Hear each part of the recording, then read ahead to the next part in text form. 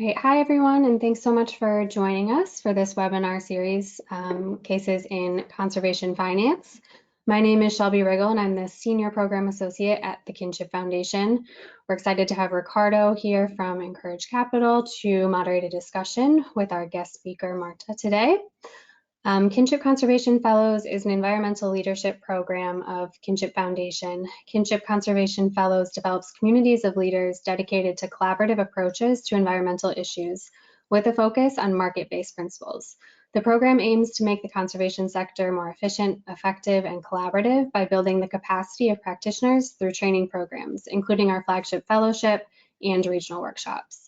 The program also supports a global community of fellows and disseminates knowledge on a range of conservation topics. In this webinar series, we're hearing from guest speakers each month, learning about what's new in conservation finance, talking about the innovative work that's happening in the field, how the tools are being used to address the finance of conservation outcomes, and what we can learn from the practical experiences on the ground.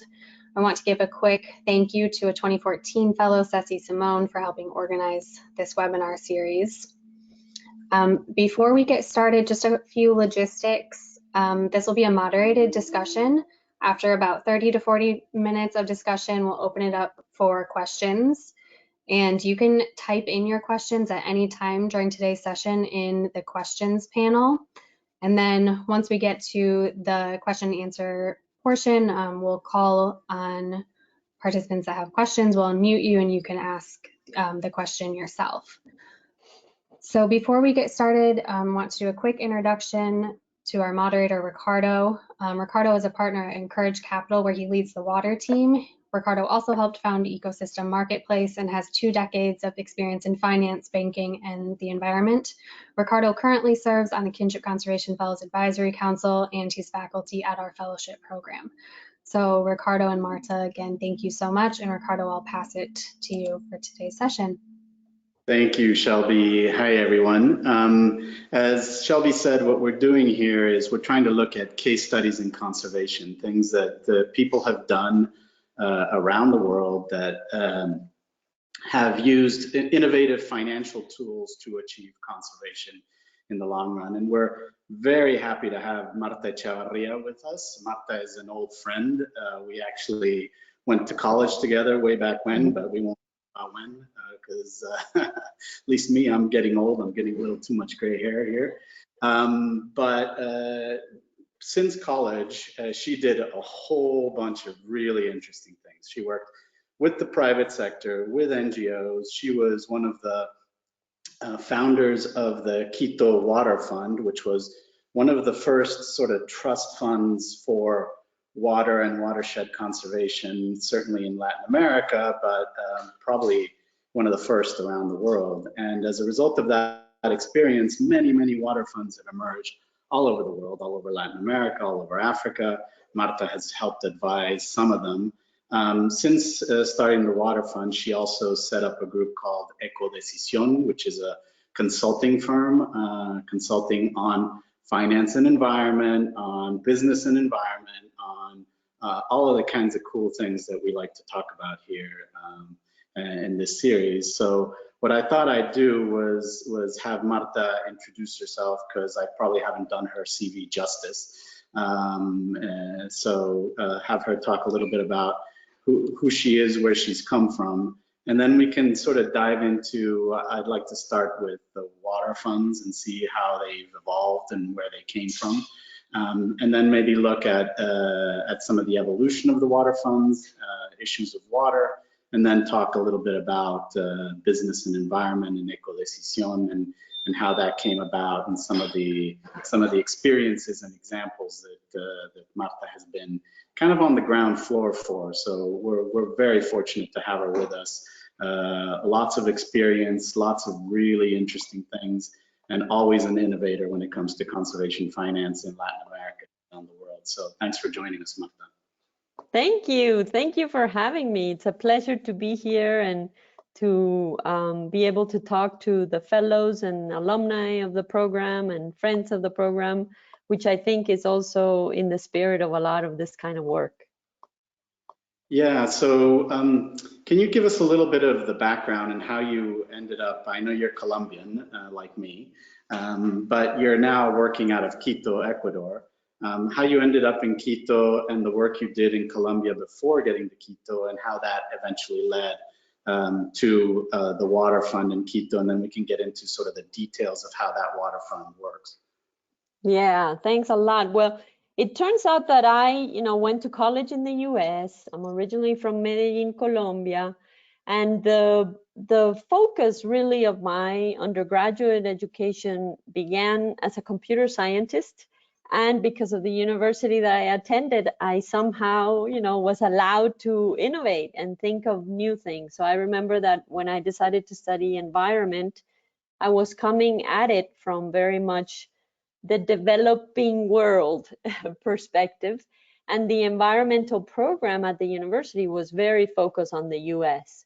So for me, it was an eye-opener where suddenly we were had to choose. We had to choose between economic development and environmental sustainability. And as someone that grew up in incredible forests, in incredible landscapes, it just didn't make sense. It didn't gel. And I think that's how I started kind of this obsession. Initially, at that time, it was the discussion about sustainable development. But over time, really, is how do we make the economics work to recognize the values that we all cherish and can't live without, right? So that's how I came at this. And my work initially was with a big agro industry, the sugarcane industry in Colombia, which was a great experience because it allowed me to have the resources, the capacity. It's a very organized sector wherever you go in the world, the sugarcane industry. So it allows you to innovate. It allowed you to think of different ways of doing things, despite its history and despite being a complicated sector. And so we were able to really think about, okay, so how do we think about being sustainable for an industry that was becoming the leading user of an ecosystem that is, a recognized rich valley in the southern part of Colombia. So that led for me, it was really the initial stage of thinking about what are the institutions that make these things work, and then also what are the economics that make these things work.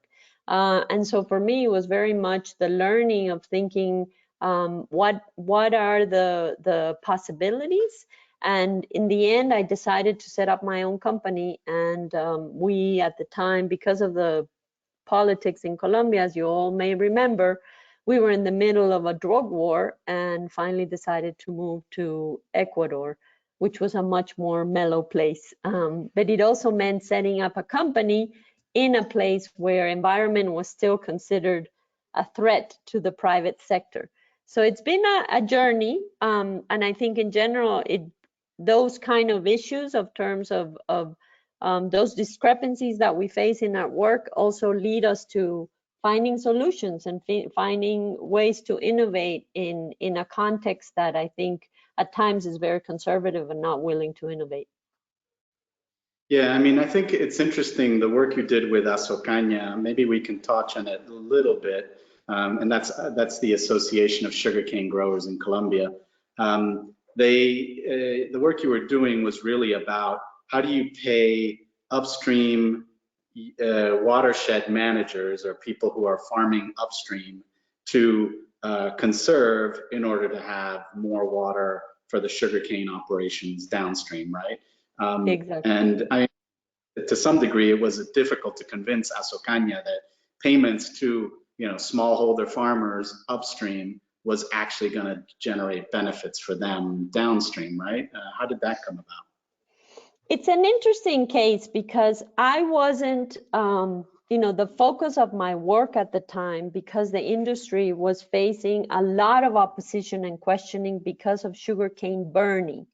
So my work entailed, dealing with the issue and finding solutions to that practice, which still goes on today, which for me is a big frustration. But it was interesting because the work in the protection of the watersheds was just a little piece of my work. The good thing was that the decision makers were conscious that we didn't want to have an environmental management program that was only focusing on one problem. But they allowed me to structure a program that looked at the whole value chain and begin to say, okay, where are the problems that the industry can face? And I think, you know, the controversy of all the sugarcane burning and all that thing kind of allowed me to begin to develop a program without anybody paying much attention, little by little, and really thinking about, okay, where it all begins, it begins with the water. The industry would not exist in the Cauca Valley and would not have the returns that it has because it has abundant and continuous water. There are many places in the world where sugarcane is not irrigated. And so that's why, you know, the productivity of the sugarcane in the Cauca Valley is so high. So we were able to begin to talk about that and take advantage. And this is something that you guys are going to see a lot with my work, is serendipity. I met an ex-minister of finance, of agriculture, that was interested and concerned about his own water. And he was seeing the deforestation up above. And he said, you know, we really need to do something about this, right? These are the landless poor. We need to work with them. We have to see, and they're basically gonna produce a cow per, you know, 10 hectares, very little money, and they're, you know, depleting the water sources. So he understood the problem and was willing to be an opener, right? A messenger that people would listen to because it was the fellow farmers that he could talk to and say, you know, this is our problem. And by then, in the Cauca Valley, because it is designed like the Tennessee Valley Authority, it had an institutional structure, which was the CVC, the environmental authority today, that did know that these were specific watersheds, these needed to have management plans. So we were able to put the pieces together.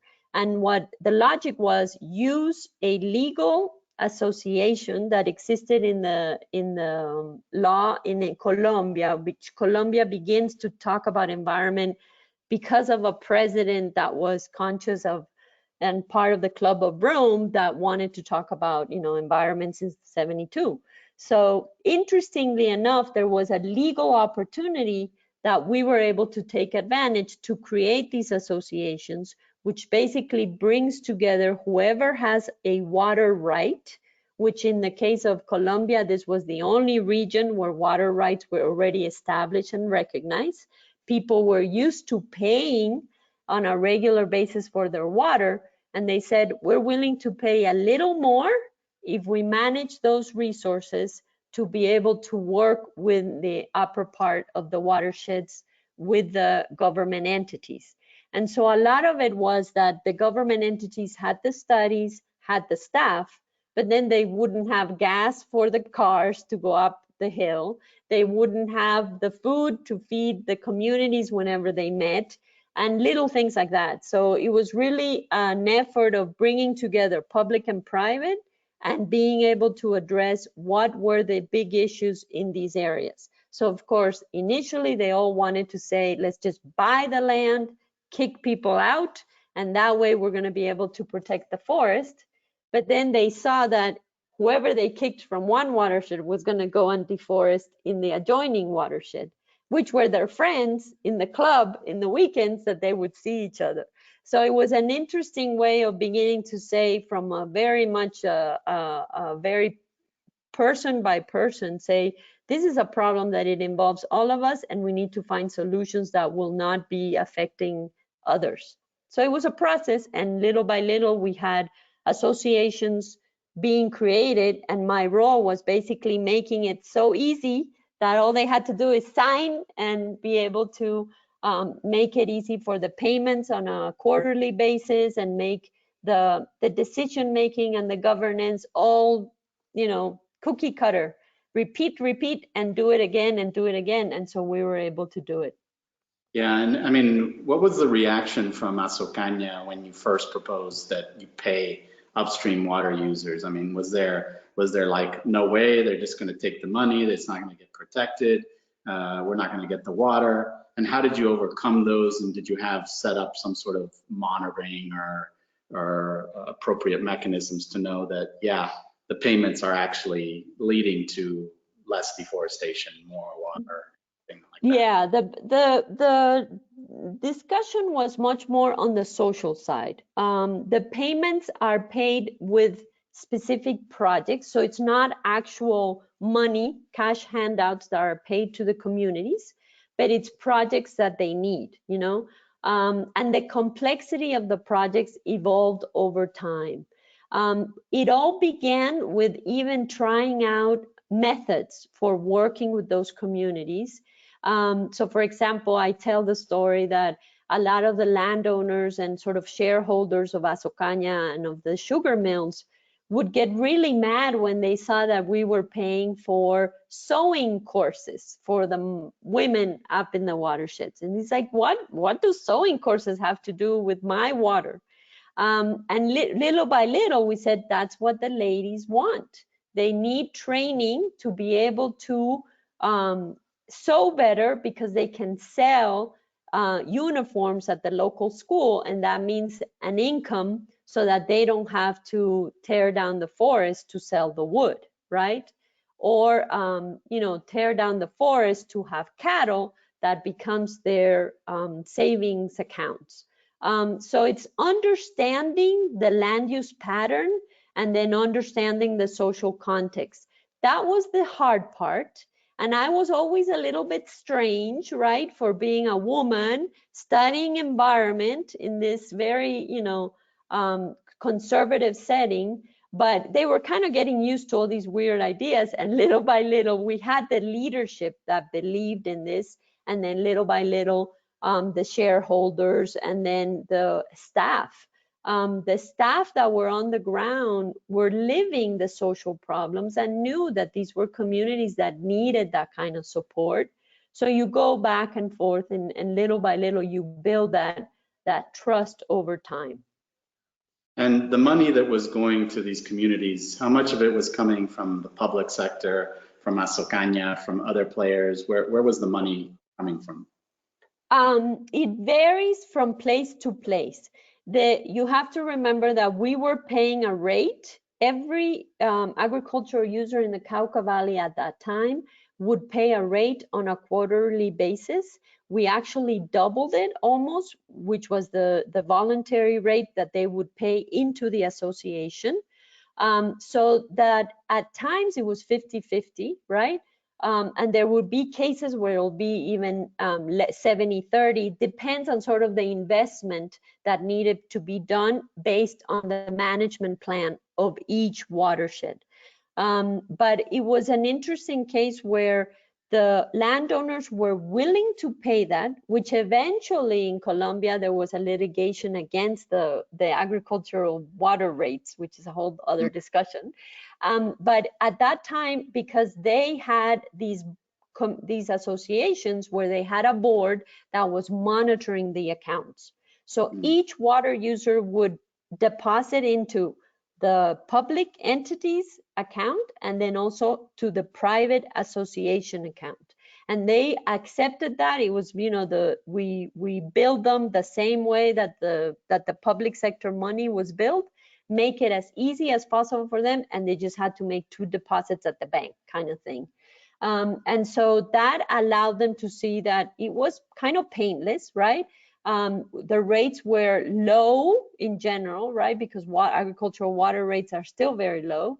But they were saying that they were seeing that they were involved in a community level, watershed level activity that was relevant for their conditions, right? As a farmer, you knew that you had to think about what was happening upstream, what was your water, you know, even just the delivery cases, you had theft, you had conflicts, and this immediately lowered the conflict, the cost of the conflicts. Yeah, I mean, we can talk for hours about that particular case. Yeah. Let's put a pin in the sort of pushback that eventually came against the rates to talk about what happens when there's sort of pushback against these sorts of ideas. But fast forward a few years, you find yourself in Quito. with talk of another similar idea, a water fund for Quito. Tell us that story. How did that come about? What were the issues, and what ended up happening? Yes, for those of you that maybe have a chance to visit Quito, it really is a privileged setting because there's 3 national parks that surround the city. And the water sources of the city are in these national parks. So at the time, which was, the early mid 90s, Nature Conservancy had been working with partners, local NGOs, Fundación Antisana, to create some of these national parks, like Antisana Ecological Reserve. So they had no funding. They didn't know how to pay for the guards, for the basic monitoring that these areas needed. And even the park system in Ecuador was just being set up. There was no Ministry of Environment. It was the beginning of the legislation all over Latin America. So at that time, the sequence, again, individuals who started thinking of the opportunities saw that maybe some kind of a central fund could work to fund these natural areas that were the source of the water for the city. So the city should pay something into this fund and be able to create something that would pay back. And again, serendipity. At the same time, legislation in terms of financial markets was coming to be in Ecuador, where fiduciary trusts were allowed to be created by public entities before they were only private. So it allowed us to think, okay, a way to do this. And I had designed the water user associations. Just a quick question on the fiduciary trust. Talk about what that is and what that means. Exactly. It's basically an independent contract. It's an endowment that you guys know them well in the United States. It's a financial entity that is well and recognized, right, in Europe from the times of the tulips in Holland, right? So the UK, for example, has a long history of family endowments, right? And companies that were managed with endowments. So it's basically a contract between a set of parties that commit to put money, and it is managed by a third party, a legal entity that only, manages these kinds of resources.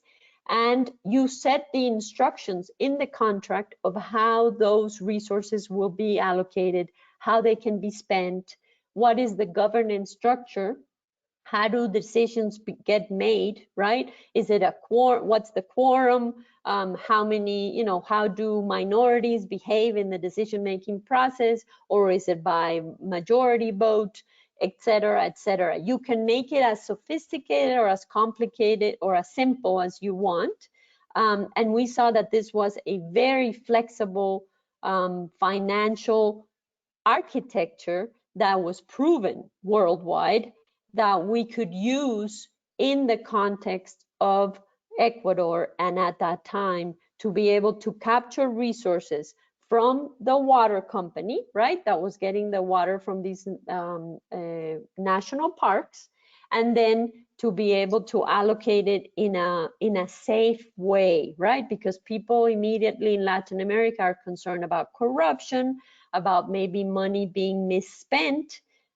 We also have in the public sector, you cannot spend money over a year, right? It's difficult to get money to be channeled over more than 1 year, because everything, the central government plans everything year by year. So multi-year investments become difficult. But if you send it to a fund, you can do it and you can allocate resources that way. So these, remember, it's the 90s. We're in the neoliberal age of Latin America. And so financial markets were beginning to be. Stock exchanges were created in some countries. And so now you're getting sort of an interest in developing a capital markets. And so that was the opportunity that we took, and to create this first endowment in Ecuador that would ensure a flow on a regular basis. And when we said from the very beginning is little money, but permanent. And we knew, at least I was arguing, it's okay, make it painless, so they all invest, and then over time you raise it once people see that the mechanism can work. So this is a sort of what came first, chicken or egg question. Did you have the money ready to go, and then you said, oh, we found the architecture? Did you have the architecture, and then you said to yourself, okay, we need to get the money? Did you I mean, clearly you saw the need to finance Antisana and some of the conservation areas around you, but you didn't have the money.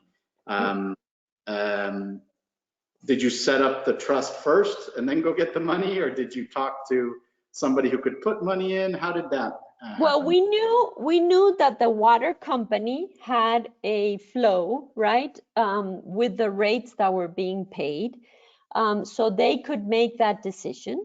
Water rates, remember, it's a public decision at times, right? But water companies in certain countries can decide their own budgets. And in the case of Ecuador, at the time, they could allocate their own budget and they could decide what would be their investment. So we needed the decision of the mayor, which at that time, the reason these decisions were possible was somebody who is very, very open to the environment, was a board of member of World Wildlife Fund.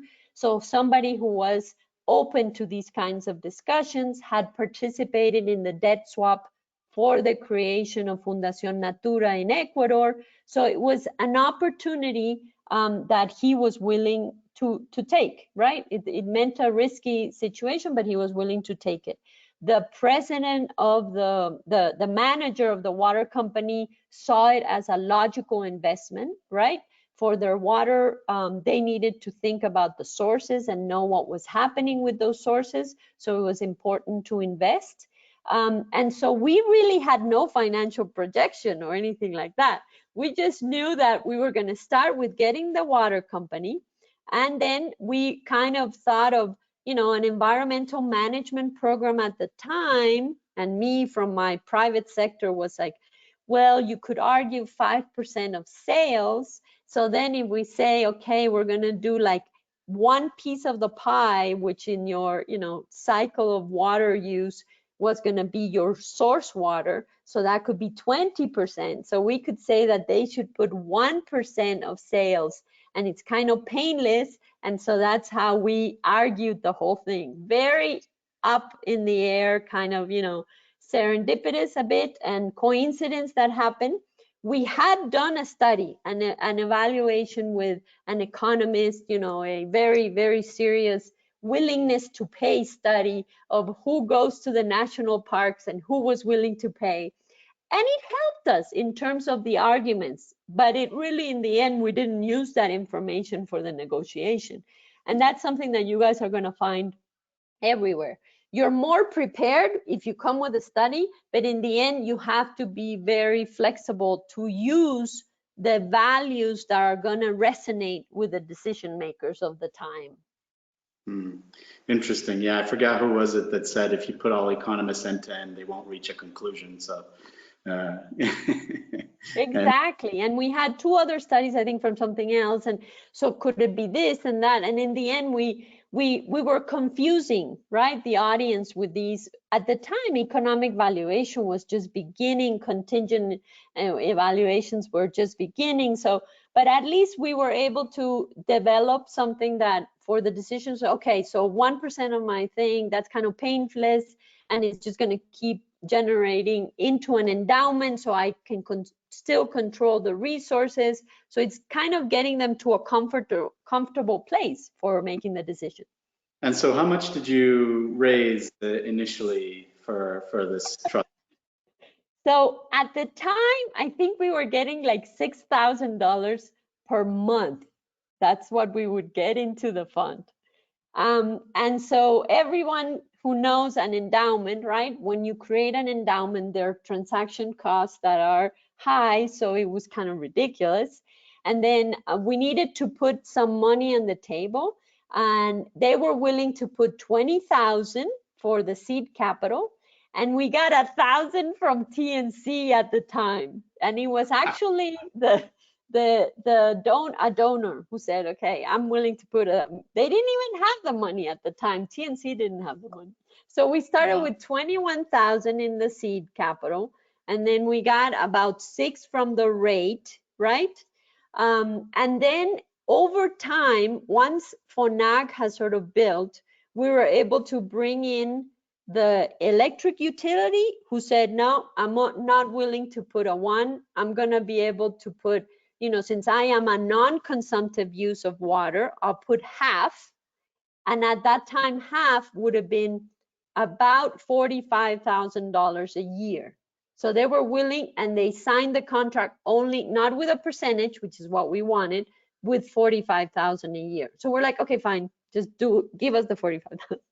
But once you sign a contract, you're on, right? Like they can't get off so they participated with that.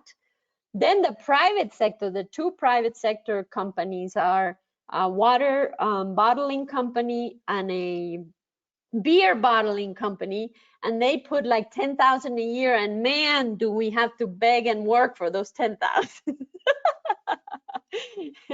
And then the private, we have 2 NGOs, right? TNC first as a founding member, and then we had another NGO that was getting money from the Swiss government. They had a leftover from a project, and they put it, you know, they were able to come in.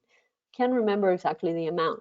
So you really were talking about very little money, but remember, compound interest works. Right now, the fund is 18 million. Right now is 18 million? 18 million. It also owns land. So we've had donations of land. For example, some land that TNC bought has donated it into the fund. The fund also has bought land with resources. And then also the water company or another member, the electric utility, that were concerned with certain land that could affect the water of the city, they were willing to say, I'm going to put money into the fund, so you buy the land. So, and then if you look at the amount of resources per month, I don't want to say something, but I think it's about 50,000 a month or something. So if, I shouldn't because now my data might be outdated. But in general, what you see is that the water company at that time was also improving their management of the rate. This is something that you'll find all over Latin America. The water companies have been in a process of institutional strengthening, right? Where you have less of a subsidy from the central government and more paid by the customers. And so it begins a process of, one, monitoring your water intakes everywhere, right? Establishing meters all over the city, which you have to know that in many countries you still don't meter all the water, even drinking water. And then also beginning to control all the losses, right? Which in Latin America, we're still like at 50% loss of water in the drinking water sector, right? And so say loss to the system. So it was going into the pipes and nobody knew where it went. Exactly. And this is something that happens everywhere. And it's part of that, you know, I think in parallel to these environmental management programs is also the curve of really being much more functional and well, you know, optimization of your management of your rates. Right. So part of what made this possible was also this trust fund mechanism and setting it up in the right way, presumably having representatives from people who put money in, sitting on a board or some sort of right organizational structure. Can you talk about how that was set up? Yes, in general, in a trust fund, only the ones that put money participate on the board. Then you get into your whole discussion of who it has, I just lost you guys, I think. Yeah, we lost your picture, but we can still hear you. Good. Let's see that it comes back. So the other thing is, how do you make decisions, right? What is the big debate in the board, at least in FONAC, was, since the water company is the one that puts the most money, they should be the ones that make decisions. So for example, we had an incident where there was an oil spill that affected a source of the water for Quito, and the authorities in the water company wanted to make decisions and say, well, it's our money, the water fund should pay for the liability, for the contingency. And the good thing is that with a trust fund, the financial entity said, nowhere in my contract does it say that you can go out and spend on remediation of an oil spill. You are a fund that is for protecting of the water source, which talks about all these measures. It never talks about oil contingencies, right?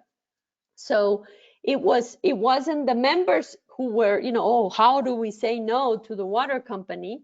All of a sudden had the agency, because the financial entity said, I can't violate the contract, and that would be a violation of the contract. So in the end, we came to an agreement that yes, the water company has majority, if we break it down according to what investment they put in, because they put the majority, almost 90% of the investment is the water company. But as a board, we've decided to work by consensus. So every time there is a discrepancy, you can impose your majority vote if that's what you want, but ideally we will work for a minimal consensus. And so that crisis was a way to say, okay, this is the governance structure and this is how you decide. You can establish, the good thing about the mechanism and endowments is you can set up any kind of arrangement, and you set it up in your contract and then also as a reg, right? A regulation, a bylaws that you can create. And there's amazing structures in other sectors, right, which haven't been used so much in the conservation space. But the fact is that we have that experience and you can use it, where you can say, no, there's veto power, or you can say there's majority power, or, there's a lot of decision-making structures that we can use to incorporate in such a contract. Yeah, and there's even draft documents and boilerplate documents that you can steal from and use to create your own trust fund. There's been a lot of work on these conservation trust funds over the years, even over the years. Organizations that are dedicated to conservation trust funds. But maybe we can use that as a segue to, okay, what happened after that, and where do you see the future of sort of these structures and payment for water in the long run? And then maybe we can end before questions on some reflections on your work with EcoDesign or businesses or consultants. Yeah, I think what's important is to know that this is a powerful mechanism. It can work in many cases. It is not for small sub-watersheds, right? Micro watersheds. It's a mechanism that needs some scale, right? A size, because of the transaction cost of an endowment. You have to pay a financial entity, a commission, you have to have structures, you have to have your accounting in place.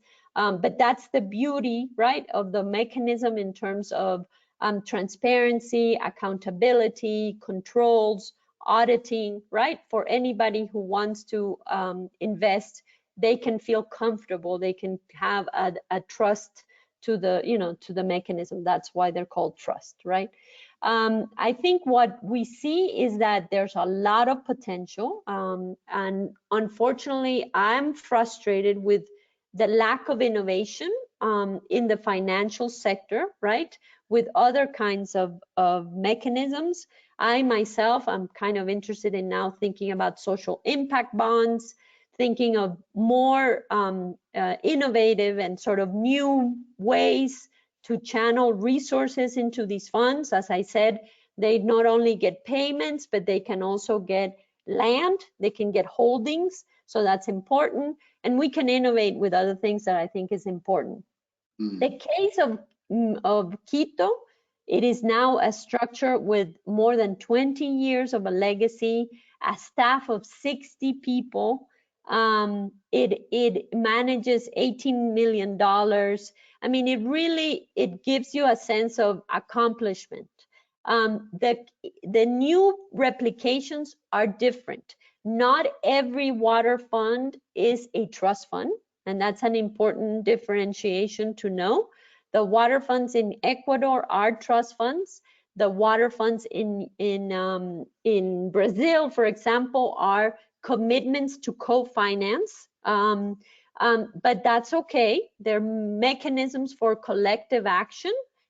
So you have to differentiate when you talk about water funds throughout the world, because they're all a little bit different and the mechanisms can be different. It can also be just a legal entity, right? An NGO, as I highlighted, were the associations of water users.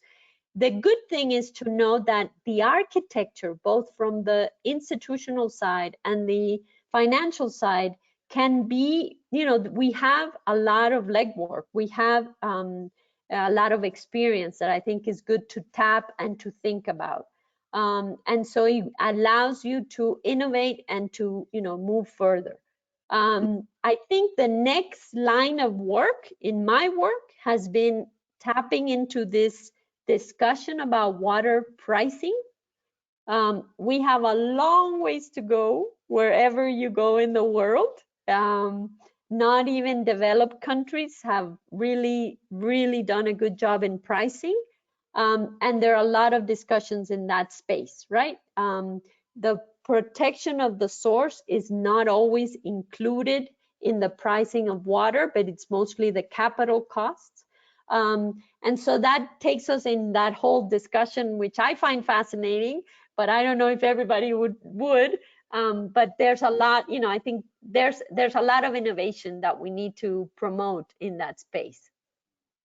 Yeah, I mean, let's talk a little bit about that, because it really is about, payment for ecosystem services and what are we really paying for and what are we not paying for that are services that we get and that we're going to lose because we're not paying for them. I mean, we did a study here in the U.S., in the Western U.S., the Colorado River, and it's clear that water rights, water payments are nowhere near what they need to be in order to pay for the natural infrastructure that delivers that water. So this is not a problem just of Ecuador; it's a worldwide problem. I think. I don't think anybody's gotten that exactly right.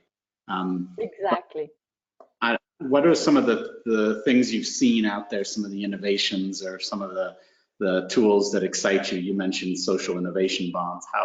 How could they address this, or what are some of the new things you're working on that you are particularly excited about? Well, in general, in the case of my own work, I've been involved with Peru, which for all of you to know that it's the first country to incorporate in the drinking water tariff that a percentage has to go to the protection of the source. They call it environmental compensation. This is something that most of you might not know, but water companies, they were at times prohibited if they invested above the intake, right? They could only invest between the intake and the discharge.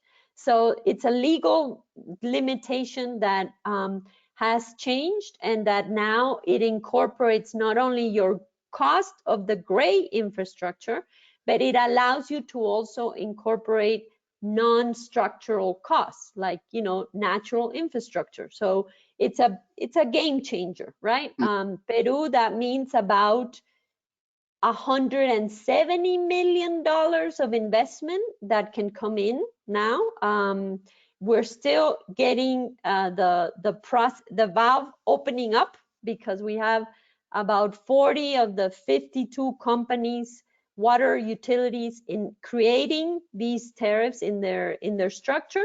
And so now we need to make sure that they start spending, and we're only at $1.5 million or something in spending.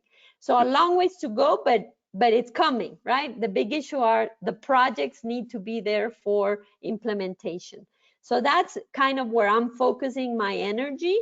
But we now have Colombia also has done a reform to their structure, Costa Rica, right? So my aim is that all water companies have to invest in their source. The bottom line of all this is that every single user has to invest in protecting the source, right? Agriculture being the biggest user. I started with agriculture, but agriculture is way behind in investing. So we need to make sure that these discussions about sort of water sustainability includes all the users, right? And so it's a complicated discussion of water pricing, but I think it's a fascinating one, and I think it's one that every country is having in some way or other. No, the US being the more over-regulated and more complicated, right? With, you know, Australia also doing some interesting innovation, some in Europe.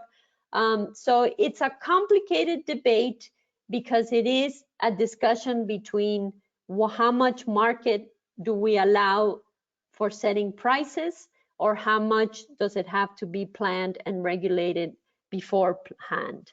So it's a complex process, but I do think that that's a discussion that in the end is going to raise the price of water so that we manage it in a much more responsible way.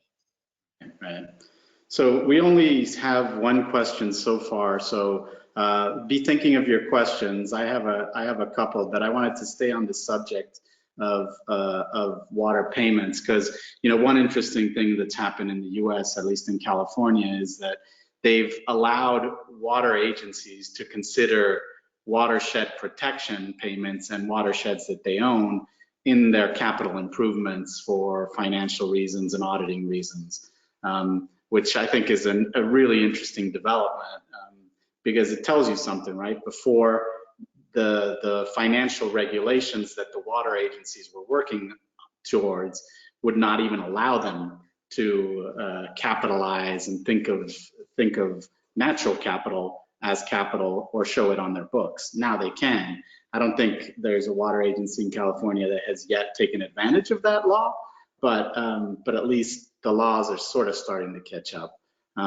What are some of the other innovations you're seeing in how this value of water is taken into account? Yeah, another sort of space, right? We're talking about the drinking waters, the water agencies, right? Which includes different users, right? We also have the electrical utilities, right? Hydropower in the 80s had a process where they had to invest in their water, or at least an interest, right? To invest in their watershed. So for example, Colombia, since the late 80s, says that 2%, it was 4% of the sales of electricity had to invest in the watersheds where their water was generated. And this is something that has increased when the whole institutional structure of regulation, right, in Colombia came to be, and has been a leading source for the bureaucracy of the sector, of the environmental authorities. It's 6% of sales of water, and it's become very debated. It's very controversial, because a lot of people say, yeah, but it pays for the staff, but they're not really doing investments in the protection of the source. So there's room for improvement there, and that's a case that I always highlight because it's interesting, and it's, you know, it became kind of a debate of should those be taken away because they're not being really applied, but at the same time, if they get taken away, it loses a major source of funding for the system, for the institutional structure to make these things work. The other piece that I think is important is managing or reducing risk, right? The sector of the disaster relief or disaster risk reduction is beginning to say, hey, these natural infrastructure investments maybe should be part of the discussion on how to prevent disasters, and then also maybe reducing liabilities, right? So we're seeing that that's kind of beginning to be discussed as we talk about climate change impacts, right? So for example, in the case of Peru, they have a new special national disaster relief fund where now they approved that 5%, only 5, but at least, you know, some percent can be invested in natural infrastructure. So it's not building only dikes and levees and, you know, gray infrastructure, but also thinking of natural solutions. So that's kind of another area where I see we can tap and we can begin to have, you know, more of a discussion. And I think in general, moving to a discussion where it's not the conservation world versus the developed or, you know, or the economic activities, but really thinking about how these two come together. How does natural infrastructure and gray infrastructure need to work with each other? Yeah, and I mean, we've been blind to the value of that natural infrastructure for so long. It doesn't show up on anybody's balance sheet, and that's part of the problem, right? If you don't see it, you don't invest in it, and if you don't know that it's providing a service, you don't invest in the maintenance of that service, and then pretty soon you don't have that service. And I think water regulation, air regulation, all of that, it becomes highly, highly problematic. I mean, I like the way you're talking about risk there as well, because oftentimes, you know, we forget the importance of risk. And as I keep saying, the entire business of finance and Wall Street is based on two things: risk and return, greed and fear, and how you moderate greed and how you moderate fear and how you work with risk and how you work with return. That is what finance is all about.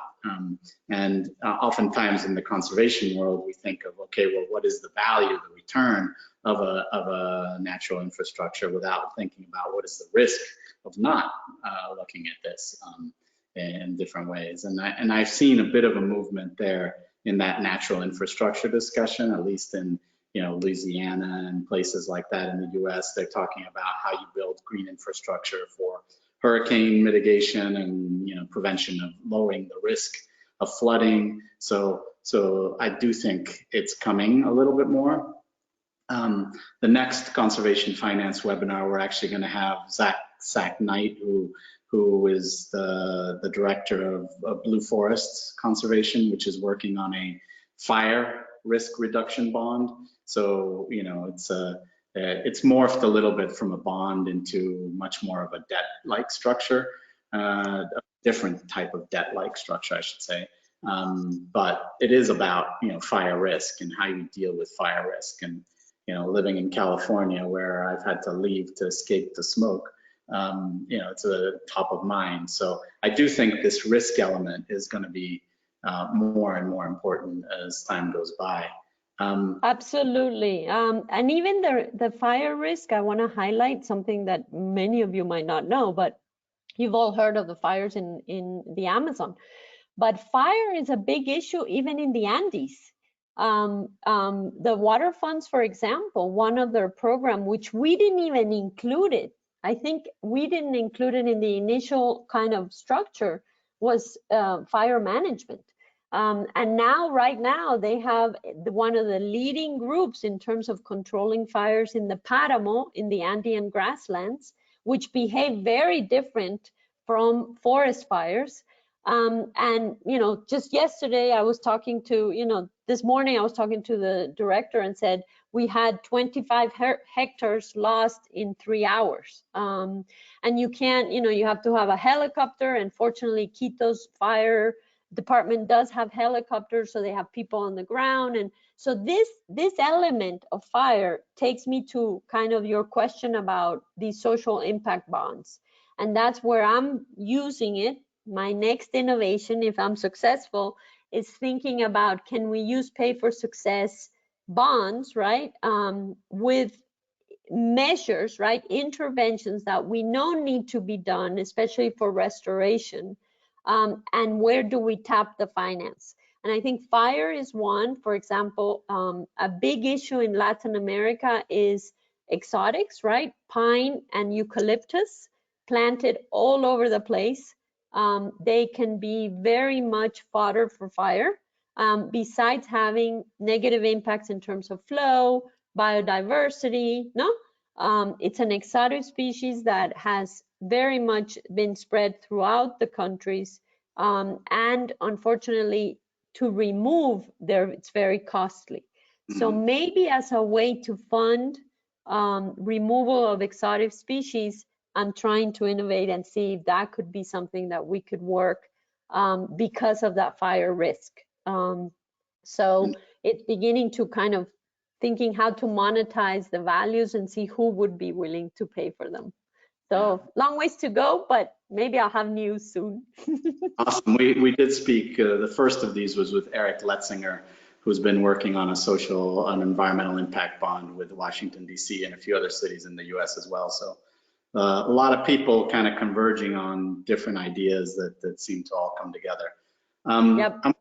I'm going to transition us to questions, even though I would have loved to hear about your butterfly farms, your Amazonian food business, a lot of other businesses that you're doing. So, you know, like a serial innovator, serial entrepreneur. So we've only touched the tip of the iceberg here. But maybe if there's time after the questions, we can get to them. And I'll ask Shelby to call on folks for questions, because for some reason my system isn't showing me who's asking the questions. So Shelby, if you could just call on folks. Yep, definitely. So we have a question from Benjamin Lagos. So Ben, I'll unmute you and you can ask your question. Hello, Ricardo and Marta. I don't know if you can hear me. Very, very nice and clear conversation that you both had. I was wondering if at the setup phase of that trust fund, was there any tax incentives for the companies to put the money into the trust? Because here in Chile, I'm based in Santiago, we had like a 40% tax charge when you donate to an environmental cause. Thanks. Great. That's great. No, we had no incentives and we hadn't even thought about the tax. So, for example, issues relating to hiring people, we hadn't even thought about that. You know, the hiring in a trust fund, you do it through the financial entity. And that's costly. The financial entity is not always, you know, that in the commission that they first calculated, they hadn't thought of that. Relate, you know, all the tax issues, ramifications of that, we didn't really think about. So you kind of learn by doing and slowly begin to negotiate. So we've been able to negotiate, for example, the sales tax has been reduced. So we were able, you know, to negotiate case by case with the Ministry of Finance to say, listen, this is a trust fund that is not a commercial trust fund. Can you give us an exemption? So they've exempted the sales tax, for example. And now there's some innovation. They've had for some time, they were kind of offering some incentives like the one you mentioned in Chile. Then the endowments, right, in Latin America do have a downside that I haven't mentioned, which is that they've been used by politicians to channel dirty money. So they also can get a bad rap, right, in some contexts. So there was a time where people were very, you know, the central entities were very concerned with endowments. So they were very much monitoring and checking them out. But if you have all your books in order and all your accounting, you won't have any problems. But very good point. Yeah, I mean, the use of tax credits as a vehicle to channel investment in conservation is something that I think we can look at a lot more than we do. You know, certainly it's driven a tremendous amount of investment in many parts of the world, in Europe, in the US and elsewhere, you know, the concept of easements, the creation of easements and tax credits for easements. And easements are basically agreements that you as a landowner undertake with a third party saying, I will not do this on my land. I'm giving up my use right, my, you know, one of the bundle of sticks that is the bundle of rights to a piece of land. And I'm saying, I will not cut down trees, I will not do this if you pay me a certain amount. Or you can donate the easement and get tax write-offs. So there's been use of that, I think, in the US, and even in some cases it's been taken even further where you allow the tradable tax credits. So, you know, oftentimes people who can, you know, put conservation easements or donate land don't have a tax base where they can use a tax credit, but they can trade it with somebody who does and get money that way. So there's some interesting developments in tradable tax credits that have happened around in different places. But tax is, I think, a fascinating use of a governmental regulation and governmental incentives, both for good and for ill, right? You know, another thing that I think would be great is if we were, instead of taxing income, which is taxing something we want, productivity, can we tax things we don't want? Because when we put a tax like on cigarettes, the economic theory says you'll use less of it. So can we tax the bad things rather than taxing the good things? And a conservation way could be an interesting way to provide incentives. You know, this is the stick side of the incentive infrastructure as opposed to the carrot. All right, Shelby, any other questions? Yep, we have some more. So we'll go to Andrew Fang for a question.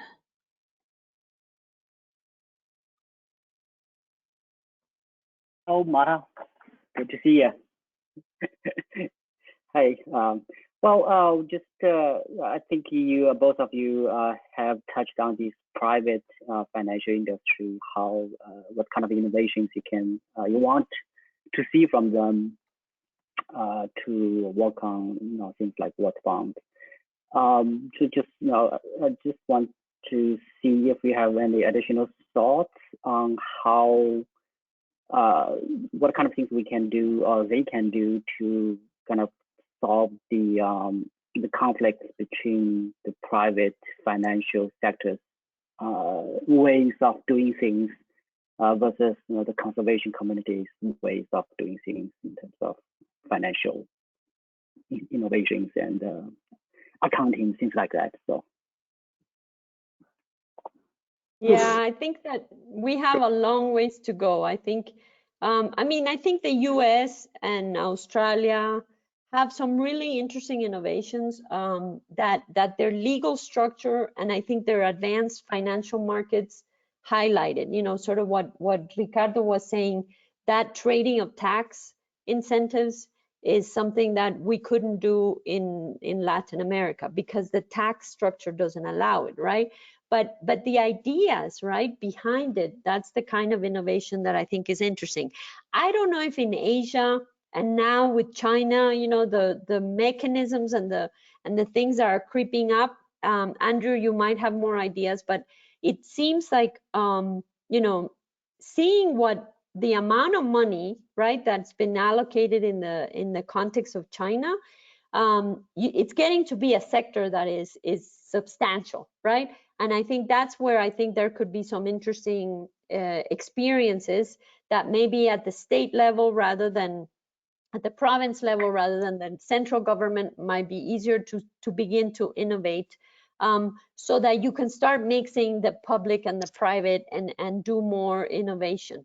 I think the sky is the limit. I think it takes time, it's complicated, but I think that's the kind of barriers that we need to break everywhere. And that's why I'm a big fan of state level, sort of province level, because it's a smaller scale and it's not as difficult to get the decision makers to try these different things. But one of the leading issues that I see, and especially under COVID, is this urban-rural divide. And I think there's a lot of room for innovation that will allow decision makers who maybe never thought about environmental issues or conservation, but all of a sudden start seeing that we need to figure out ways to get more resources to the rural areas so that we don't keep getting bigger and bigger cities where it's harder to manage all these things, and especially the pandemic, right? So I think there's an interesting opening, I think, in the debate so that we don't lose this crisis and really take advantage of it to think in different ways, even in conservation finance, to really say not only are we the basis for the economy, right, in terms of the resources, but also the basis for agriculture, for open space, for living communities, for cultures, right, like with indigenous groups. So we kind of changed the debate to really think about how these things can gel. So I do think that the barriers, or let's say the silos, are gonna break in different unexpected ways.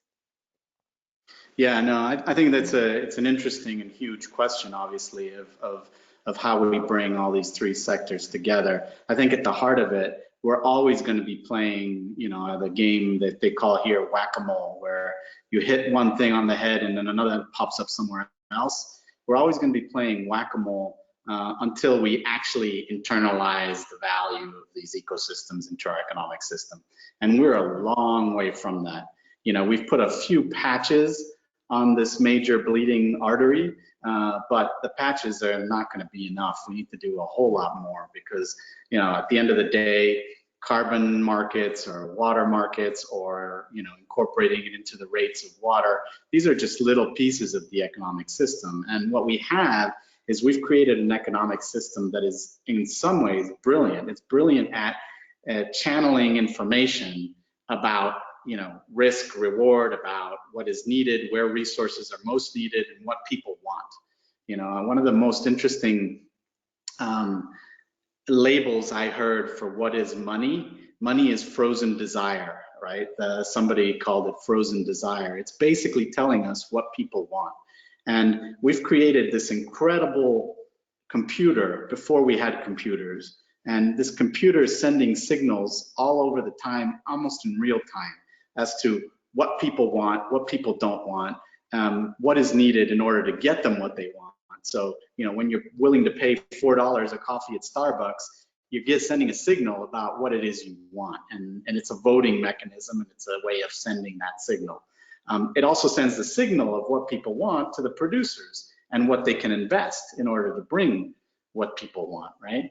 But as good as the system is, it was created at a very different time. It was created at a time when what was scarce was capital and labor, as opposed to natural resources. And I think we're moving into a very different world than from when it was created. We're moving into a world where what's scarce is some of those natural resources and some of the systems that provide us that clean air, clean water.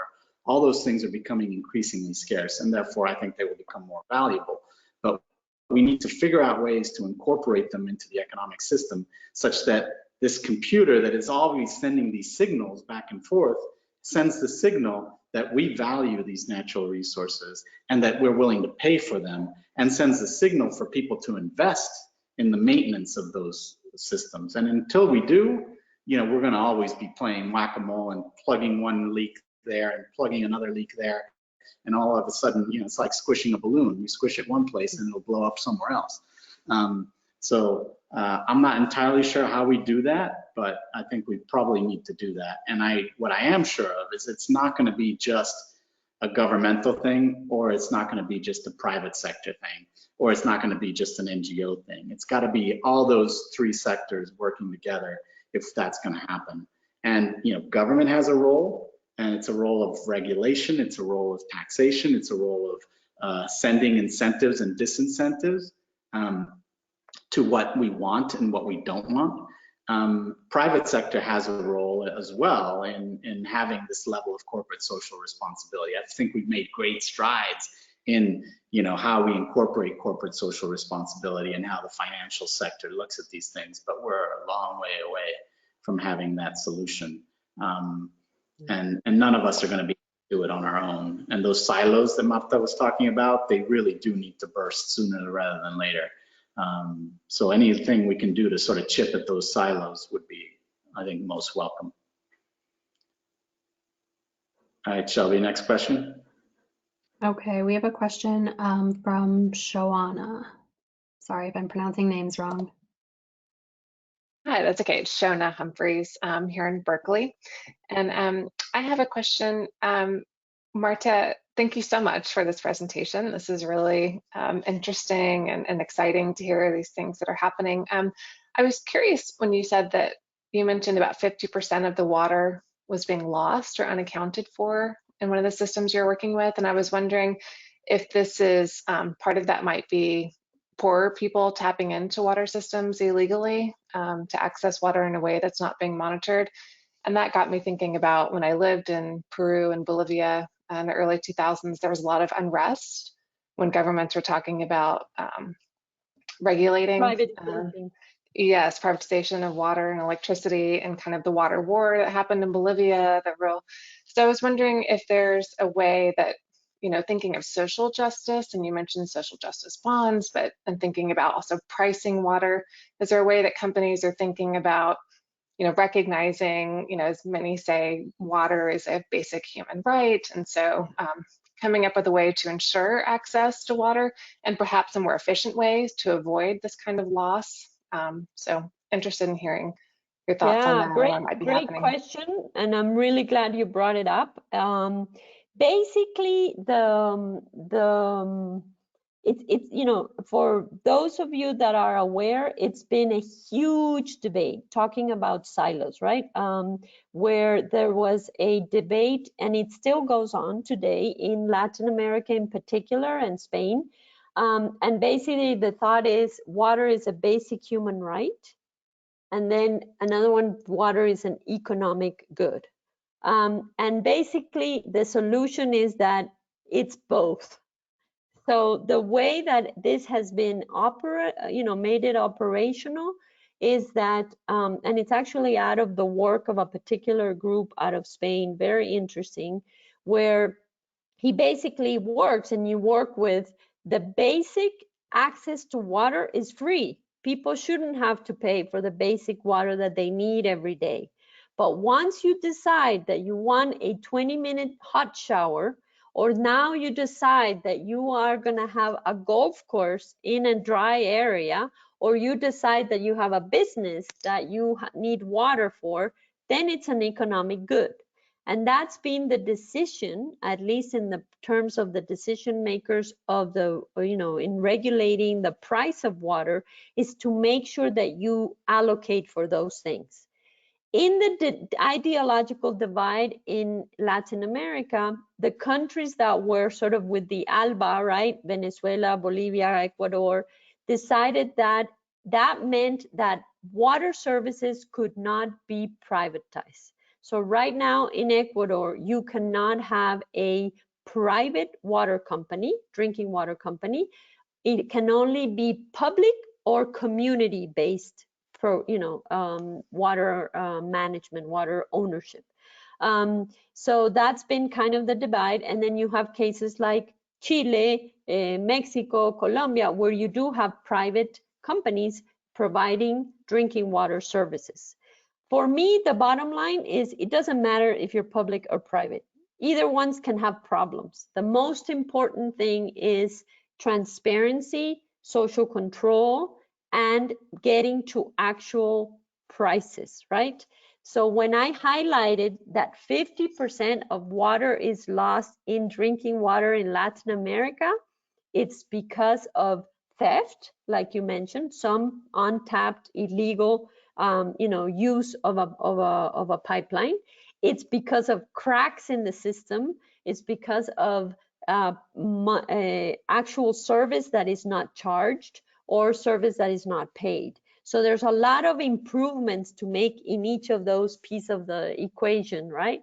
But in general, this is only the drinking water. If we talk about agriculture, then you can get to losses and inefficiencies of almost 80%, right? Because a lot of the irrigation is gravity systems, which are really inefficient, with losses in the system, right?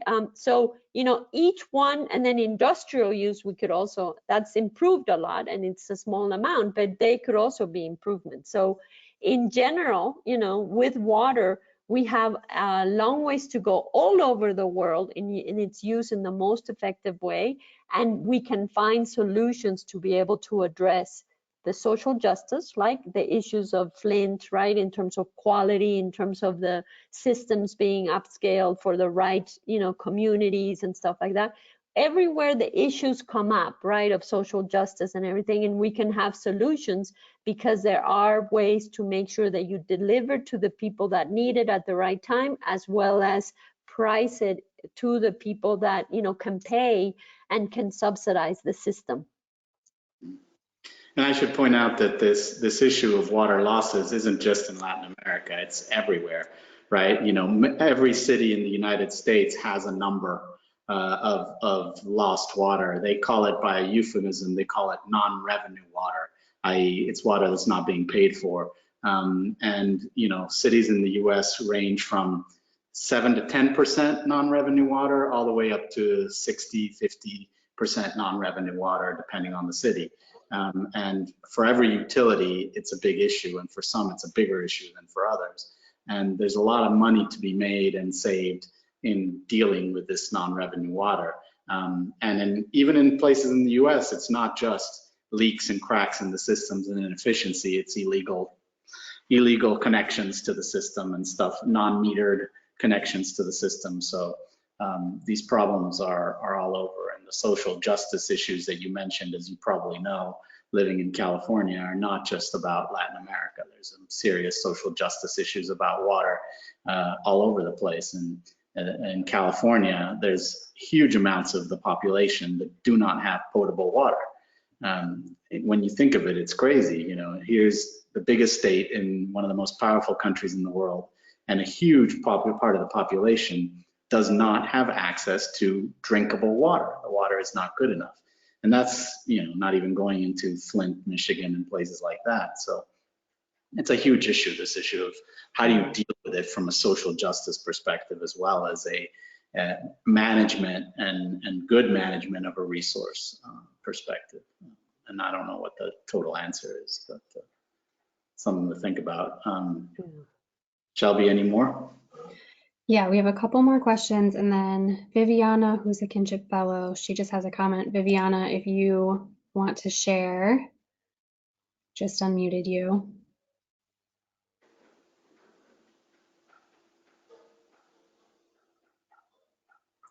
She's might be still self-muted. Viviana was just adding, though, that Costa Rica just recently passed an amendment. Oh, go ahead, Viviana. I already finished my story. I'll start again. No, I was just adding that Costa Rica recently passed an amendment to the Constitution where they established that access to water is actually a basic constitutional right. It's been a fight for a lot of years, especially in poor coastal communities that surround big hotels with 10 swimming pools and golf courses and stuff. I don't know exactly how this will play out, because I guess there will be some regulatory issues to implement that more in laws or bylaws, but at least the basis is there, and I guess it's going to be easier there than in other countries because all the water is managed publicly by a public company. But at least I think it's a good example to look if there are other people that are looking at how is a way to try to at least legally approach this issue. Wow, very cool. And they just approved the Tarifa de Protección Hídrica. So Costa Rica also, besides, is going to be investing in green infrastructure solutions with the water company. So yeah, it's an interesting process. Great, thanks. Thanks for sharing. Okay, so we have 2 more questions to get through in the remaining minutes, and then Ricardo, if you wanted to ask any other ones. So I'm sorry, this name I'm going to pronounce wrong, but Mobilaji, a question. It just unmuted you.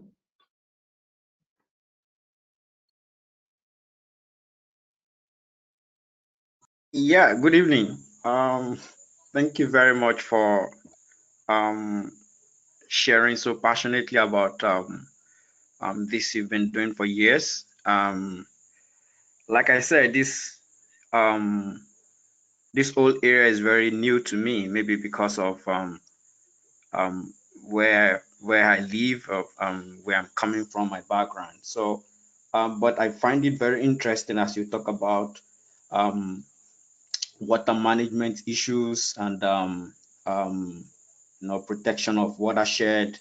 And I'm just wondering because, like I said, everything looks very alien to me. So I'd like to know. You talked about investing in natural capital to be able to mitigate against risk. So I like to know if you can tell me how that is done, how you invest in natural capital, and maybe give me examples of what it would mean if you're investing in natural capital. I hope you understand what I'm trying to ask. And Thank you. just to know, where are you from? I'm from Nigeria. Nigeria. Yeah. So basically, the notion is that we do know right now that undisturbed ecosystems, right? Even especially if it's mountain ecosystems, but in general, forests do give you because of the physics, right, of the vegetative cover, do give you a protection from certain natural risks like floods, right? Or droughts or mudslides, right? So what you basically are working with is to understand that not only do you get those environmental benefits, right, of biodiversity, or for those of us that are in the water, clean water, or bountiful water, it also stabilizes soils and it stabilizes vegetative cover. So it depends on where you are and the conditions, right? But in general, we can say and argue it, and it is part of the discussion internationally, that you will have less liability, right? And therefore less costs if you prevent kind of mass movements, mass erosion, dry areas, unexposed areas, right? Uncovered areas. And in Nigeria, for example, with the type of forest that you have in Africa and the type of soils, right, which are very erodible, you can then begin to say you have a better behavior, right, of the landscape with those vegetative cover. It's hard for non-foresters or non-biologists to think of these things. Engineers, civil engineers, are much better at thinking about the gray infrastructure that will solve the problem, but they do take into account some of these issues as the starting point.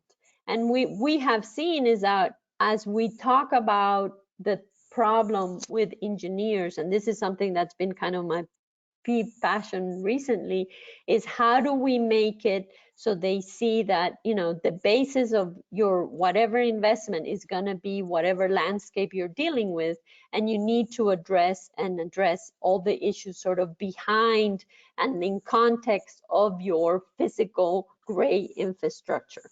And climate change is demonstrating that, and climate risk, right? So I think we're having a change of heart and to demonstrate that. But if you go back historically, to Mesopotamia, to all the Egypt, the Indus River, right? It all came to a point where they just overused, right? Humans overuse. And so we get to a point where even the innovation and development that we gain from natural resource management, eventually we get greedy, as Ricardo said, greed and fear, and then we overdo it. We don't have self-control. So that's where I think we're coming from, right? And I think that that engineering schools are beginning to introduce natural infrastructure in their calculations, even in terms of the basic science behind erosion, hydrology, soil regeneration and stuff like that, is beginning to really incorporate how you can get more buck for your money, right? By protecting, by preventing, by regenerating. Right. Thank you very much, Marta. Thank you.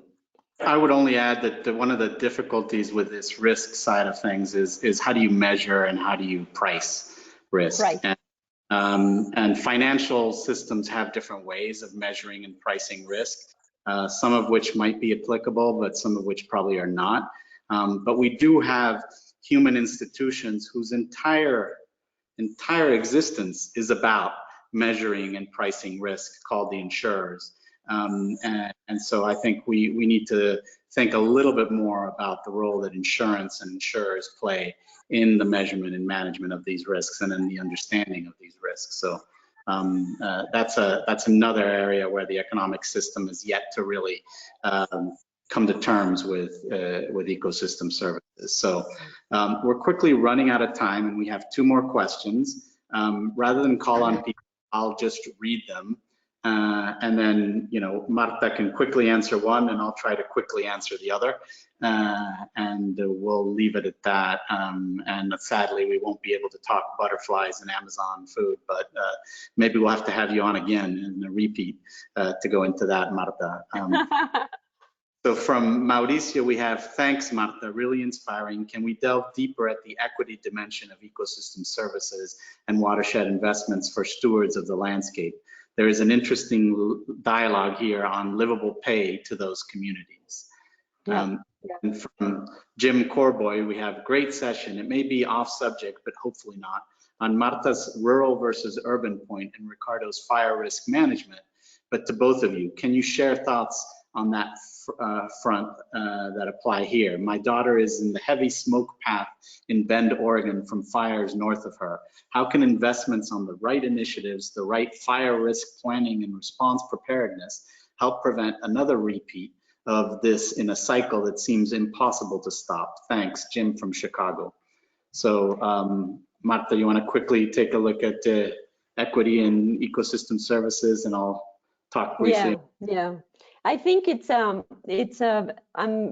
thank everybody for bringing it up. Unfortunately, because of the many issues we're talking about, I didn't bring it up enough. These mechanisms in general, ecosystem services, what is most amazing about, I think, this trend is that we can recognize all these intangibles for these poor and kind of the communities that have been most devastated by development. In our work, and this takes it to sort of what Ricardo highlighted, we've been working with butterfly production or Amazonian products. It's basically forest products or non-timber forest products, is because we think that those are the stewards of the land should be the ones that should benefit the most from these mechanisms. And we don't always get it right. But the fact is that by monetizing these values, we can begin to create these stream flows and ideally be able to strengthen the capacity and the power of these communities to defend the lifestyle and the cultures that they want, and sort of autodeterminación, as we say it in English, self, decision of what their future will be. Latin America in general has done a major effort in terms of land titling, which is vital. And this is something that in the US, remember, you have a long history of denying access to the land to the indigenous nations. So it's a really basic right. And if we can ensure people's title to the land, from there we can begin to address many of the inequities. It's a historical process, so it's a very difficult process, but I do think that is really important as the basis to be able to monetize all these stream flows. Right now, 22% of the world's land is indigenous and should be recognized as such and should be defended, which you all might have heard in Brazil and in many other places, we have a backlash where rights that we thought were already defended are, being pushed back. So it's very important to work from that basis and begin to recognize all the many possibilities. It's not a solution to one all. It's not coffee for everyone or cacao for everyone or, oil for everybody. No, it's different land decisions and land use managements that all these communities can do. And we have a wealth of experiences that need to be, showcased and replicated and scaled so that all these communities can have alternatives. And I think there are many possibilities, and it's difficult, but I think it can be. And in the middle of an economic system, we need to give productive possibilities for the communities. But equity, recognizing equity at the core is really important. And unfortunately, the ecosystem, sort of ecosystem services space, we were dealing with so many other issues. We didn't begin with equity. We're facing it and we need to address it in a much more integrated way. Yeah, on the fire issue, I think this is going to be a preview of our next innovations in conservation finance, because we have the fire bond, some of the architects of the fire bond coming to talk to us about that mechanism.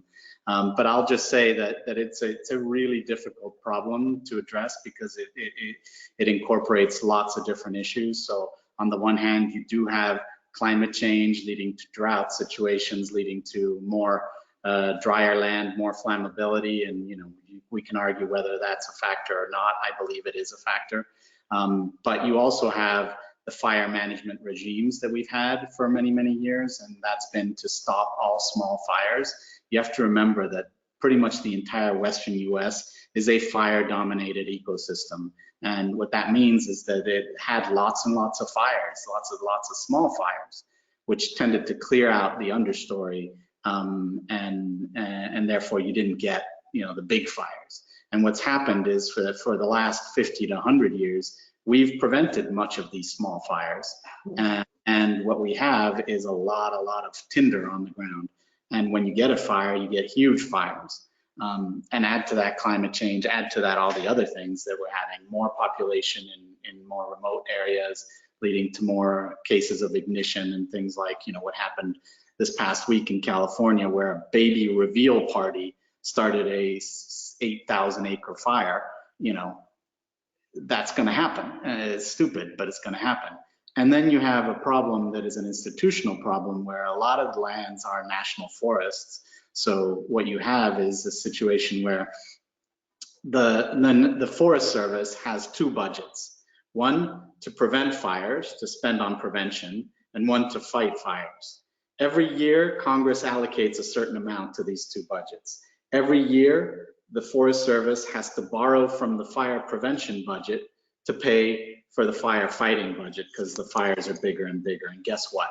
It's a self-fulfilling prophecy. The less you do to prevent, the more you're going to have fires going on. So the fire bond that we're going to talk about started off as a mechanism to turn that on its head and borrow from future firefighting to pay for fire prevention today. So to turn the vicious cycle into a virtuous cycle.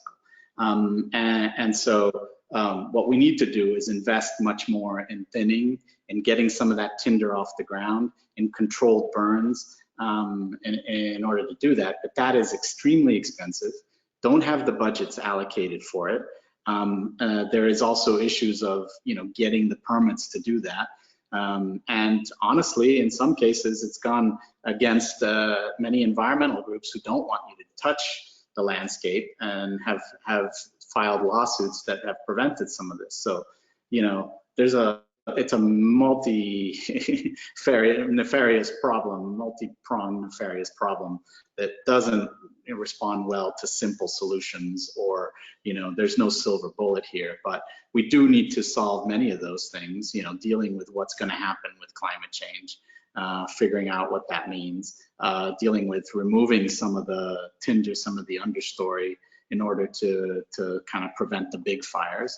Maybe stop putting out all the small fires in some cases and let some of those burn in a controlled way, and then doing controlled burns. But finding the budgets for that is going to be tough, and it's going to require all of the innovation we have in terms of conservation finance and other things to come up with some, how do you pay for this and how do we convince people to pay for it? I think we have an historic opportunity now because literally the entire West is burning as we speak. So I had to leave California, the smoke was so bad, and partly to drop off my son in college in Oregon. I drove 7 hours before I got out of the smoke. So the smoke didn't clear until Medford, Oregon. And the smoke from California fires has reached Kansas. So, you know, and now there's fires burning in Montana, fires burning in Idaho, fires burning in Oregon. And that's just the United States, right? Russia has had fires, Australia has had fires, the Amazon is on fire. And in some ways I worry that we are facing that future that many people who worried about climate change were telling us about, right? More fires, more. And so, you know, perhaps it says we need to think now, not just about mitigating climate change, but what does adaptation look like? And how do we adapt to some of these changes that are happening right before our eyes? So that's a preview for tomorrow, for next month, where we will talk all fire and innovations in fire, fighting fire and financing fire. So hope some of you will join us for that. But for right now, I want to really thank Marta for an inspiring conversation, for all the inspiring work she's been doing over, you know, many decades in conservation finance that have led to innovations that are used not just in Quito, but all over the world. Thanks so much. Thanks for being so passionate about it and so well spoken about it. We really, really appreciate it. And we're going to have a conversation about butterflies and Amazon foods at some point in the future. I reserve to call you back, but thanks again for all of that. Thank you, everybody, and thank you for Kinship for having me and the possibility of meeting a few of you. I think all of you are the present and the future of the environmental movement, so it's great to meet you all. And Marta, didn't you have an announcement you wanted to make? Oh, yes, that we want to be sure to have you on our mailing list. So if anybody doesn't want to be on the mailing list, to shoot in the chat a little message to Shelby. But if not, we would ask to share, because we do courses online and webinars and have a network of women in conservation. So we want to, and women in water. So would love to be meeting some of you down the line. Great. Shelby, anything else we need to cover? No, thank you both again. A short survey will pop up as the webinar ends if you all can take it. And as always, if you have other cases or topics you'd like to see, please let Ricardo or myself know so we can keep working on that. But thank you both so much for being here, and thanks everyone for attending. Thanks, Marta. Thank Thanks. you. Eric.